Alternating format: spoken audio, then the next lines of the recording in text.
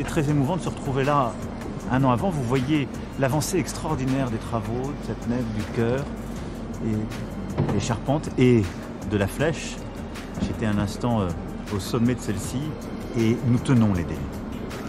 C'est une formidable image d'espérance et d'une France qui sait rebâtir. Et il y a une formidable mobilisation de nos architectes, de la France entière, je le disais, parce que ces bois viennent de toute la France.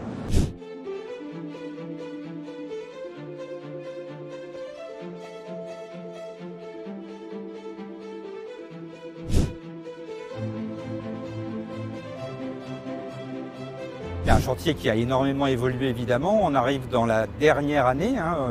On a eu cette époque où la cathédrale était traumatisée avec ce transept central complètement percé. On la sentait vraiment très fragile.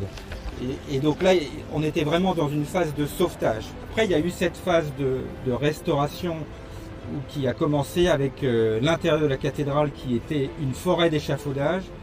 Là, on peut comparer avant et après le même endroit, c'est-à-dire le chœur. Ça, c'était vraiment très frappant, cette forêt d'échafaudage partout, que ce soit dans le chœur, la nef, les transepts et bien sûr aujourd'hui la flèche. Il faut se représenter environ les 2/3 du poids de la tour Eiffel en échafaudage cumulé dans l'ensemble de Notre-Dame de Paris. Je suis très impatient de rentrer bien sûr et de pouvoir vivre à nouveau dans la cathédrale, mais surtout que les visiteurs et les fidèles puissent y rentrer. Quand on verra les portes s'ouvrir et puis que les fidèles pourront rentrer à l'intérieur de la cathédrale, c'est un moment qui est magique. J'ai vu Notre-Dame brûler, j'ai vu la flèche tomber, et maintenant de voir cette restauration, je trouve ça extraordinaire. Et tous les jours, il y a quelque chose de nouveau. On n'y croit pas, tellement le travail qui a été accompli est extraordinaire.